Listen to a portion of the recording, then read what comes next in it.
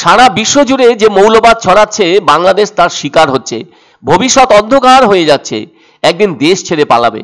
শুক্রবার বাহাদুর অঞ্চলের ভাটপাড়া সীমান্ত পরিদর্শনে এসে এমন কথা সাংবাদিকদের সামনে বললেন বিজেপি নেতা দিলীপ ঘোষ। তিনি বলেন, ওপাশে এপাশে শান্তি হোক। এখানে যেমন সংখ্যালঘুরা সীমান্তে সম্মানের সঙ্গে সুরক্ষিত আছেন অধিকার সহ, তেমনি ওপারের সংখ্যালঘুরাও সেভাবে সম্মানের সঙ্গে সুরক্ষিত থাকুন। বলা যায় সে সময়ে ভারত জিতিয়ে তাদেরকে বাঁচিয়েছে, না হলে আজকে ওখানে অনেক মানুষই থাকতো না, সিরিয়ার মতো হয়ে যেত। কিছু লোক আছে ওই দেশে, তারাই মৌলবাদীদের চামচাগিরি করছে, তাদের দালালি করছে, রাজাকাররা তখনও করেছে। দিলীপবাবু আরো বলেন, যেদিন থেকে দেশ ভাগ হয়েছে সেদিন থেকেই ওরা পালিয়ে আসছে। তিনি বলেন, কোনো মুসলিম দেশে অন্য কোনো ধর্মের লোকেরা থাকতে পারে না। তাই আমরা চাই, বাংলাদেশ আমরা স্বাধীন করে দিয়েছি, সেজন্য একটি দেশ তৈরি হয়েছে, সেখানে যেন হিন্দুরা সম্মানের সঙ্গে থাকতে পারে। ওখানে অনেকে বলে থাকছে কলকাতা দখল করবে। যাদের পেটে ভাত জোটে না, কোমরে কাপড় নেই, ভেতরে শিক্ষা নেই, এর থেকে আর কি বেশি বলবে? যারা ওখানে ভারতের বিরোধিতা করছে, তাদের পূর্বপুরুষদের বাঁচিয়েছি আমরা, তাদেরকে নিয়ে ট্রেনিং দিয়েছি, লক্ষ লক্ষ লোককে বছরের পর বছর খাইয়েছি, রেখেছি, ব্যবস্থা করেছি, খরচপত্র দিয়েছি, এখনো দিচ্ছি। যদি সত্যি তারা নেমক হারাম হয়, তাহলে একদিন না একদিন তারা সত্যি না খেয়ে দিয়ে বিপদে পড়বে। তিনি বলেন, কাল কোথায় যাবে ভবিষ্যতেরও ঠিক নেই। ভারত যদি রাস্তা বন্ধ করে দেয় তখন কি হবে? তারা তো পাকিস্তানিদের মদতে লাফালাফি করছে। ফলে এই সব পাগলদের কথার কোনো গুরুত্ব দিতে নেই বলে জানান বিজেপি নেতা দিলীপ ঘোষ। আবার তিনি স্পষ্টই জানান, নিরাপত্তা নিয়ে এপারে তো কোনো সমস্যা নেই, বিএসএফ আছে, কিন্তু সমস্যা তো সব ওপারে। আর কাঁটা তারের বেড়া না থাকা প্রসঙ্গে দিলীপবাবু বলেন, রাজ্য সরকার চাইছে না, তাই ফাঁকা অংশে কাঁটা তারের বেড়া দিতে পারছে না। অন্যদিকে শুক্রবার সকালে বিজেপির জলপাইগুড়ি জেলা কার্যালয়ে চায়ের আসরে উপস্থিত থেকে দিলীপবাবু বলেন, তাদের দলের পক্ষ থেকে সদস্যতা অভিযান চলছে, সেজন্য এই রাজ্যের অনেক জেলায় সফর করছেন তিনি।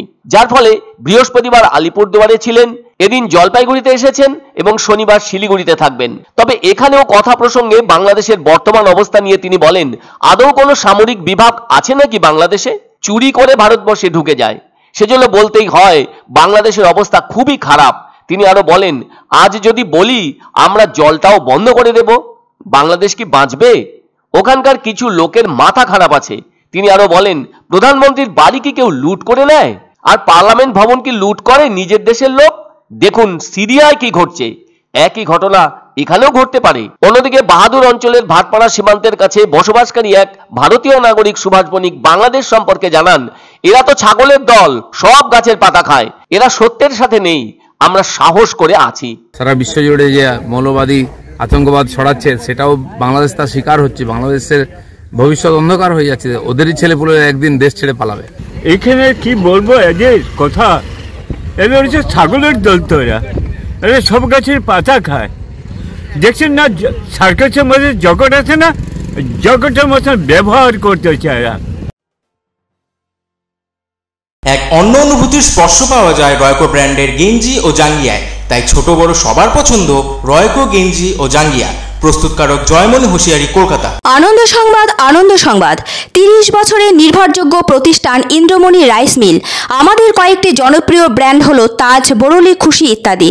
আমাদের ফ্যাক্টরি আউটলেট সিজে ট্রেডিং কোম্পানি, দিনবাজার, এক্সিস ব্যাংকের পাশে, জলপাইগুড়ি। এখানে সুলভ মূল্যে গুণগত মানের সব ধরনের চাল পাওয়া যায়।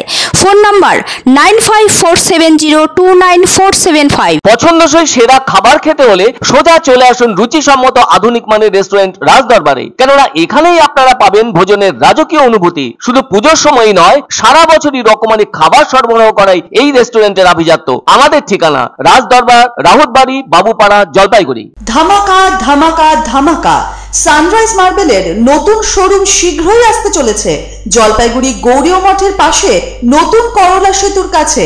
এখানে পাবেন আধুনিক টাইলসের রকমারি সম্ভার।